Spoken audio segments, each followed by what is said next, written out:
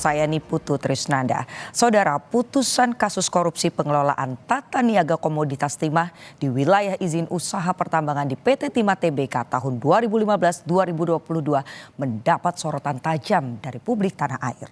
Vonis yang dinilai terlalu ringan bagi terpidana, Harvey Muiz dan Helena Lim disebut-sebut menusuk rasa keadilan masyarakat.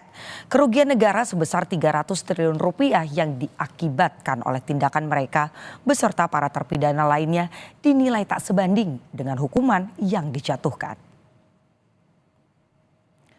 Helena Lim yang dikenal sebagai pengusaha dan lekat dengan julukan Crazy Rich Pantai Indah Kapuk divonis 5 tahun penjara dan denda 750 juta rupiah dengan subsidi 6 bulan penjara oleh Pengadilan Tindak Pidana Korupsi atau Pengadilan Tipikor.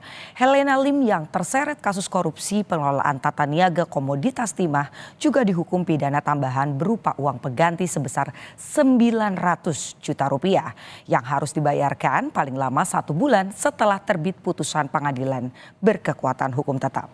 Peran Helena dalam kasus ini yakni membantu terpidana Harvey Muiz untuk mengumpulkan hasil uang korupsi dengan PT Timah Tbk yang disamarkan sebagai dana Corporate Social Responsibility atau CSR. Ia juga terbukti melakukan tindak pidana pencucian uang.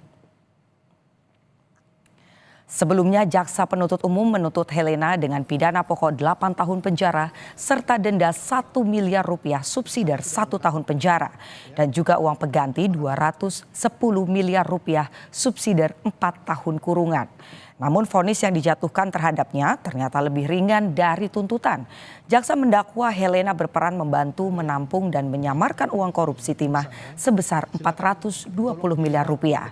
Sementara 3 orang terdakwa kasus korupsi timah yang juga mendengarkan vonis bersama dengan Helena, yakni Direktur PT Timah Tbk 2016-2021 Mohtar Riza Pahlevi, divonis 8 tahun penjara. Ada pula Direktur Keuangan PT Timah Tbk periode 2016-2020 Emil Erminda juga divonis 8 tahun penjara dan Direktur PT Stanindo Inti Perkasa sejak 2004 MB Gunawan divonis 5 tahun penjara. Tindak pidana membantu melakukan korupsi dan tindak pidana pencucian uang sebagaimana dalam dakwaan ke-1 primer dan kedua primer penuntut umum. Menjatuhkan pidana terhadap terdakwa Helena oleh karena itu dengan pidana penjara selama 5 tahun dan denda sejumlah 750 juta rupiah dengan ketentuan apabila denda tersebut tidak dibayar diganti dengan pidana kurungan selama 6 bulan. Menghukum terdakwa Helena untuk membayar uang pengganti sejumlah 900 juta rupiah paling lama dalam waktu 1 bulan sesudah putusan ini berkekuatan hukum tetap. Ikut hadir dalam sidang putusan kasus korupsi pengelolaan tata niaga timah, Ibunda Helena tak kuasa menahan tangis. Ia terlihat emosional saat anggota majelis hakim membacakan pertimbangan-pertimbangan hukum terhadap para terdakwa di ruang sidang Pengadilan Tipikor PN Jakarta Pusat. Ketua Majelis Hakim Rianto Adam Pontoh sempat menskors jalannya sidang untuk memerintahkan petugas keamanan mengeluarkan Ibu Helena dari ruang sidang lantaran dinilai berpotensi mengganggu jalannya sidang.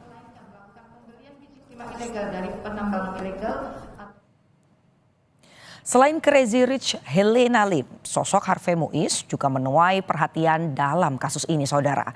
Majelis Hakim menjatuhkan vonis terhadap Harvey Muiz, yakni pidana penjara selama 6 tahun 6 bulan atau 6,5 tahun penjara dalam kasus korupsi pengelolaan tata niaga komoditas timah di wilayah izin usaha pertambangan di PT Timah Tbk tahun 2015-2022. Harvey juga dikenakan pidana denda 1 miliar rupiah subsidi 6 bulan kurungan serta membayar uang pengganti sebesar 210 miliar rupiah. Hakim juga memerintahkan barang bukti aset milik terdakwa dirampas negara dan diperhitungkan sebagai uang pengganti kerugian negara.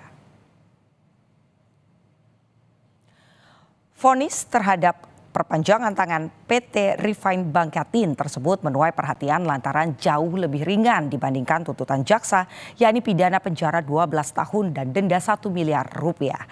Subsidiar 1 tahun kurungan dan uang pengganti sebesar 210 miliar rupiah.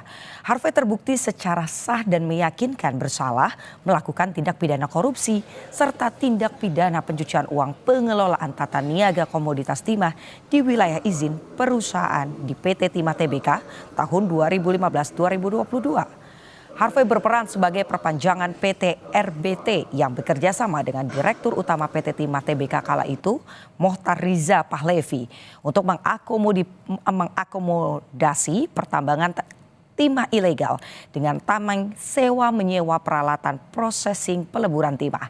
Jaksa juga mengungkap bahwa Harvey meminta sejumlah smelter yang diminta untuk bekerja sama menyisihkan sebagian keuntungan untuk diserahkan padanya dan beberapa pihak yang terlibat lainnya. Satu, menyatakan terdakwa Harvey Muiz terbukti secara sah dan meyakinkan bersalah melakukan tindak pidana korupsi yang dilakukan secara bersama-sama dan melakukan tindak pidana pencucian uang yang dilakukan secara bersama-sama sebagaimana dalam dakwaan ke-1 primer dan dakwaan kedua primer. 2, menjatuhkan pidana kepada terdakwa dengan pidana penjara selama 6 tahun dan 6 bulan. Vonis terhadap para terpidana kasus korupsi timah yang dinilai ringan turut mendapat perhatian dari Presiden Prabowo Subianto.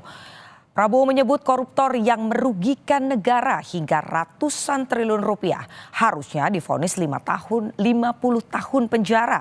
Hal ini disampaikan Prabowo saat menghadiri acara Musyawarah Perencanaan Pembangunan atau Musrenbang di kantor Bappenas Jakarta.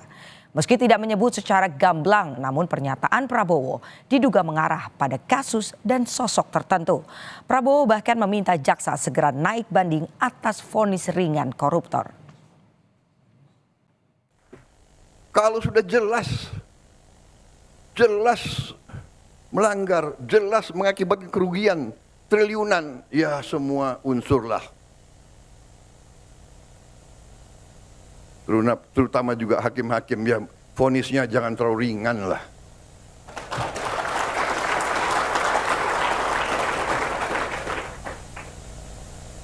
Nanti dibilang Prabowo nggak ngerti hukum lagi. Tapi rakyat pun ngerti, rakyat di pinggir jalan ngerti. Ngerampok triliunan, kalau triliunan, ratusan triliun. Jaksa Agung naik banding nggak? Naik banding ya? Naik banding. Vonisnya ya 50 tahun begitu kira-kira itu.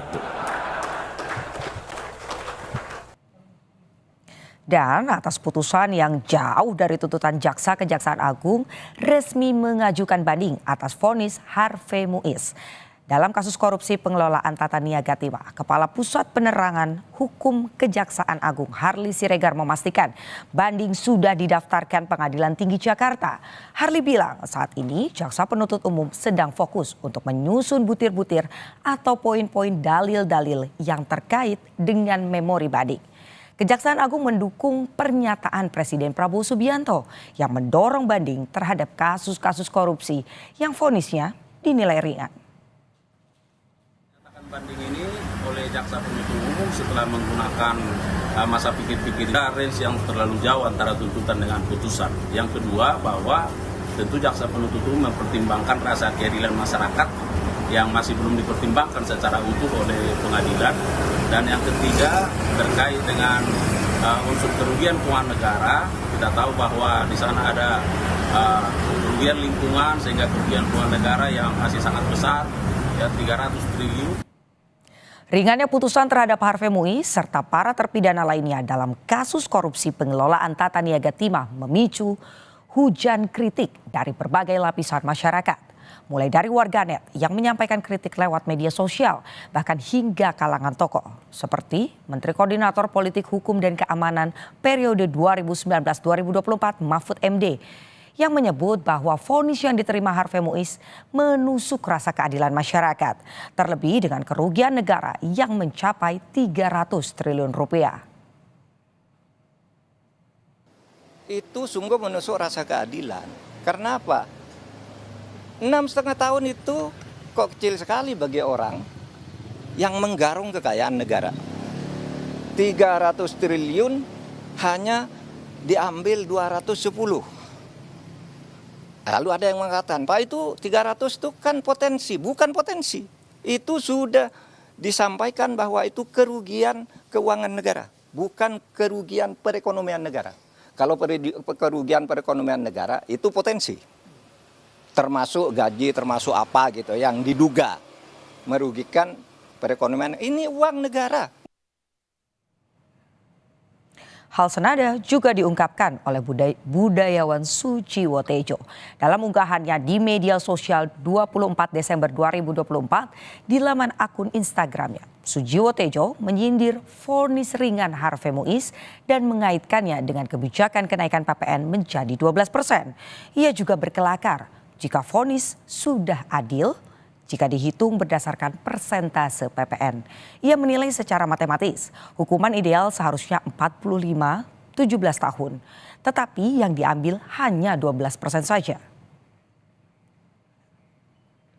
Vonis dalam kasus korupsi pengelolaan tata niaga timah khususnya pada Harvey Muiz dan juga Helena Lim dinilai tidak adil. Masyarakat pun mulai membandingkan dengan kasus-kasus korupsi lain yang juga kerugian negaranya lebih rendah. Tetapi vonis yang diterima terdakwa lebih tinggi.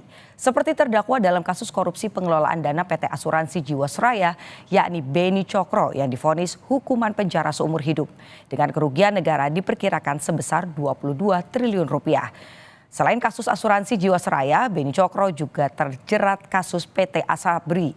Kasus lainnya yaitu kasus korupsi emas Antam dengan terdakwa Budi Said. Ia divonis 15 tahun penjara karena dinilai merugikan negara sebesar 35,5 miliar rupiah.